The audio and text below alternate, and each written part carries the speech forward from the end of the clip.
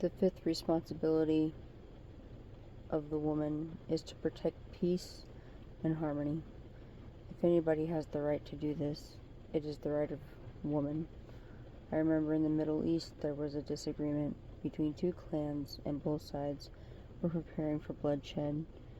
Seeing the accumulating danger, the women of both clans met and decided to warn their men against such an action. Before it was too late, all the women of both parties were mobilized in such a way that they stopped any action towards bloodshed. I heard the women saying to their husbands and sons and brothers, "If you go to war, that is the end of you. Our children's lives are more important than that for which you are fighting." I remember a very influential man saying, "Why to fight if we all lose our mothers and wives? Love." See the power that the woman has. Right human relations in the world. Why? Because if there are not right human relations in the world, if there is no peace in the world, the children that you raise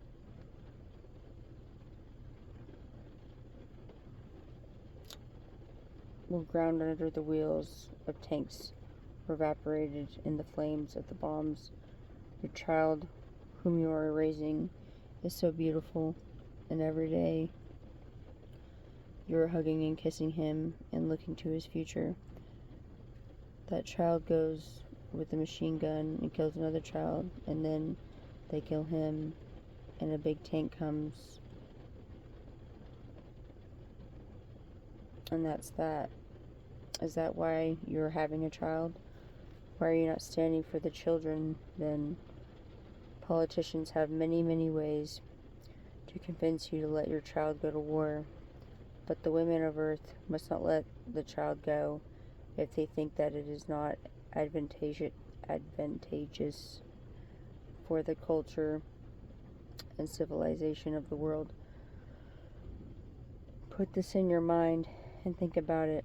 Any two boys fighting against each other prove their bankruptcy of logic and intelligence. When they initiate violence, they prove they are not human beings but beasts. It is far less expensive to reach women of the world and awaken them to protect peace and right human relations than to waste billions and billions of dollars as well as the resources of the earth to promote wars.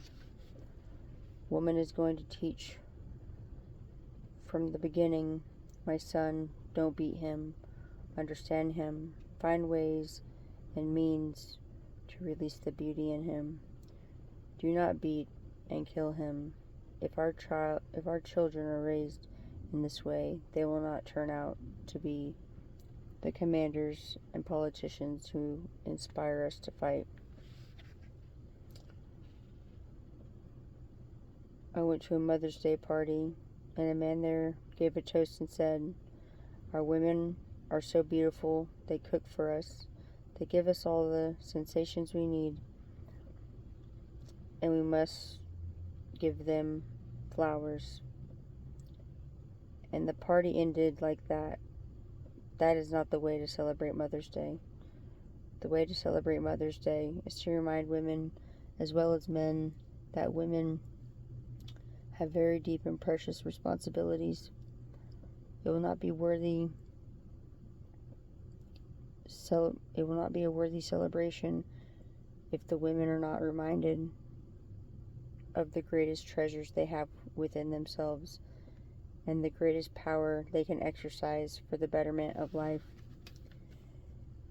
If you have a physically, emotionally, mentally, and spiritually healthy woman, that woman instinctively does not stand for any separate nation.